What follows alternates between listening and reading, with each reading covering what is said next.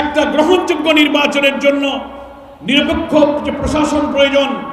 15 বছর ধরে প্রশাসনে যে জঞ্জাল জমে আছে, দলবাজ দুর্নীতিবাজ এইসব দোষরদেরকে ঝেঁটিয়ে প্রশাসনকে পরিচ্ছন্ন পরিষ্কার করতে হবে। এরা ক্ষমতায় থাকলে নির্বাচন নিরপেক্ষ হবে না? হবে। অনেকে বলেন সংস্কার দরকার নাই। কেন দরকার নাই রে বাবা?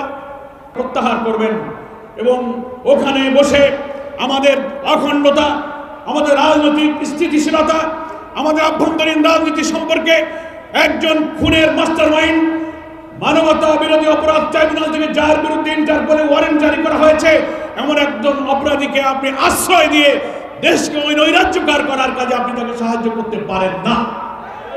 আমরা দেশবাসীকে আহ্বান জানাবো, 35টির মতো জেলা এবং তার বেশি জায়গায় যে সমস্ত ঘটনা ঘটেছে আমাদেরকে শান্ত থাকতে হবে। মাল সেখানেই চলে গেল।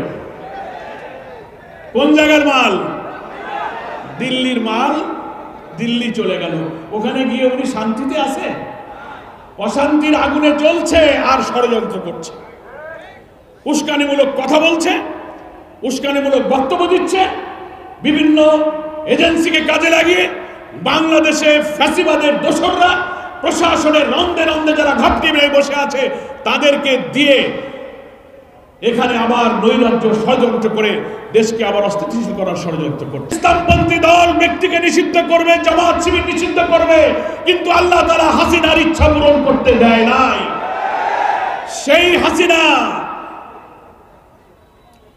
পতনের 4 দিন আগে জামাত শিবিরকে নিষিদ্ধ করলো। মাত্র 4 দিনের মধ্যে আল্লাহ তাআলা হাসিনাকে নিষিদ্ধ করলেন, জামাত শিবিরকে মর্যাদার আসনে উন্নীত করে দিলেন। আলহামদুলিল্লাহ।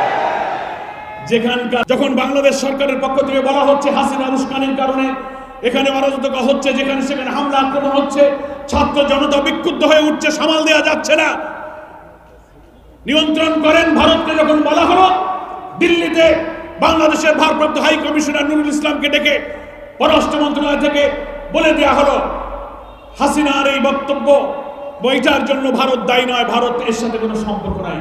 আমরা এই কথার নিন্দা জানাই। উস্কানিতে বাংলাদেশ এখন অস্থির হয়ে উঠছে। ওই খুনির মাস্টারমাইন্ড সহ এই 15 বছরে যারা লুটপাট করেছে, খুন করেছে, গুম করেছে, দুর্নীতি করেছে, চুরি করে পালিয়ে গিয়েছে, ট্রাইব্যুনালে তাদের বিচারের দাবিতে মুখর হওয়া উচিত। আমরা বলি নির্বাচন তো দিতে হবে, কিন্তু নির্বাচনের আগে নিরপেক্ষ, অবাধ, একটা ক্রেডিবল, একটা পার্টিসিপেটরি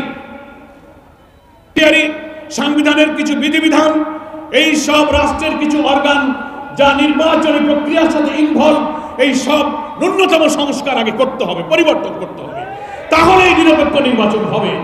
আর নির্বাচনের আগে মানবতা বিরোধী অপরাধে এই সব আওয়ামী ফ্যাসিবাদী খুনি হত্যাকারীদের বিচার ট্রাইব্যুনালে দৃশ্যমান হতে হবে, তারপর নির্বাচন হবে। দেশ বিনির্মাণের যে স্বপ্ন আমাদের শহীদরা দেখেছিল, আমাদের প্রিয় নেতা বাংলাদেশ জামাত ইসলামীর আমির, যিনি বাংলাদেশের রাজনীতিতে সবচেয়ে আলোচিত, সবচেয়ে নন্দিত মানবিক নেতা ডাক্তার শফিকুর রহমান, অন্তর্বর্তীকালীন সরকারের প্রধানকে বলতে চাই, আপনি নির্বাচনের জন্য যে সম্ভাব্য একটা ডেডলাইন আইডিয়া দিয়েছেন, একবার আপনি বলেছেন এই বছরের ডিসেম্বরের মধ্যে হতে পারে, আবার বলেছেন আগামী বছরের অর্ধাংশের মধ্যে হতে পারে।